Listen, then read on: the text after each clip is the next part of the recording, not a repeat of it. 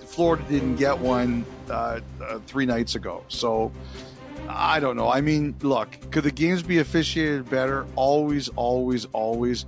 I hate diving. It makes me crazy.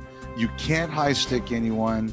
But again, Edmonton had their power play opportunities. They absolutely did.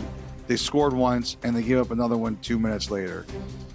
Officiating, maybe it drives people crazy, sure, but that's not the reason Edmonton lost this game. They lost this game because they let Florida score early.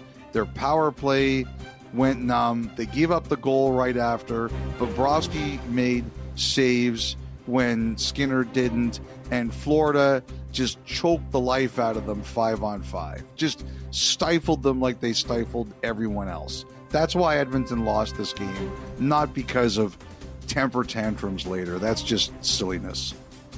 Thought it was a interesting bounce-back performance for Aaron Ekblad, who the days before was asked about the curl and drag that McDavid pulled on him in Game 2. And to his credit, he answered the question, said, yeah, you're trying to wait for the shot block, you're trying to take away the pass, and then the walk-on-water toe drag, McJesus, all of that. And what does he do? He was the one that laid the big licking on McDavid in game number 3, scored the goal in the third period. I mean, the game was effectively out of hands already at that point, but really was after he found the back of the net on the power play after a beautiful sequence of passing leading up to that point.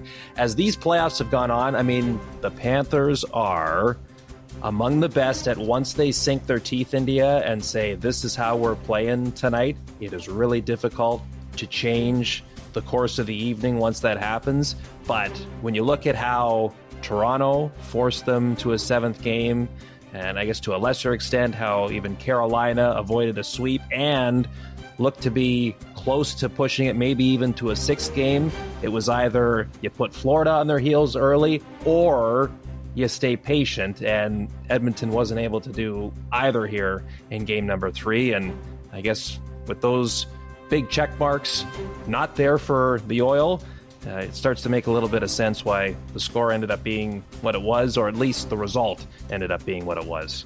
Bad time to play your worst game of the playoffs. But, I always say this, Kyle, and this is another thing you've heard me say on this podcast. If you're a good team, momentum doesn't have to carry over. It doesn't. And Edmonton's a good team. This is not, the Stanley Cup final is not total goals. It's 2-1. And there's another game on Thursday night that you have to win. I'll say one thing about McDavid, and I kind of got this impression from him post-game. Overall, as bad as this game was for the Oilers, overall, he's noticeably calmer at the start of this series as opposed to the start of the one a year ago. I still think that's good for Edmonton. He's got to keep that calmness, and he's got to get more from everybody else around him. I think Edmonton came back last year when they stopped feeling the pressure and stopped squeezing the sticks and just said, let's be calm like we have to be when we're at our best, and let's play hockey. And they got back into the series. As stressful as this was, they have to be calm. They have to clear their minds. They have to be zen. They have to hit nirvana in their meditation over the next 48 hours. You can't come in frustrated against these guys. You won't win. You've got to have a plan, and no matter what happens, you got to stick to the plan. And one thing these guys have to do is they have to get a lead, and they have to keep it for a while. That's one thing they really haven't done a lot of in this series.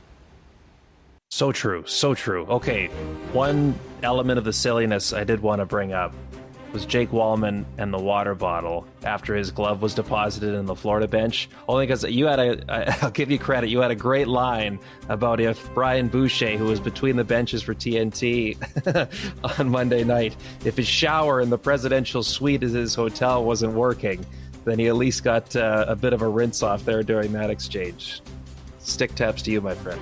The whole thing was funny. Wallman has really been a presence, and you got a sense that those Panther guys really wanted a piece out of him. Like he's one of the few others that has really gotten on their nerves, probably for the taunt of Nosek on the penalty in Game 1. There are plenty of examples of players who've been fined for that water bottle squirting from the bench, right? Jamie Benn was a recent guy it happened to, for example. So I wonder if Wallman gets the slap on the wrist fine on one of these days off. Yeah, plenty of time to. Maybe he thought Boucher or Greer or whoever it was looked a little bit overheated. Just trying to cool them off. Boucher at one point's like, all right, knock it off. Come on. The look he was giving him was hilarious. That was Boucher so looked like he good. wanted to fight Wallman too. Yeah, So- exactly. So Chris Knobloch said post-game, no decision yet on who starts Game 4. Who are you starting? Yeah, I'm going back to Skinner here in this case. And not just Yeah, I am because too. he was kind enough to give us an interview before the final started. But I think, and I listening to thought him Pickard was post-game. pretty good. Sure. The more I watched Pickard, the more I thought about it, but Like, I you would know go what you're back to getting. Skinner. Yes. For sure. You know what you're getting in Pickard. The guy battles his rear end off anytime he's in there. And he's had a hand in the Oilers being where they're at right now.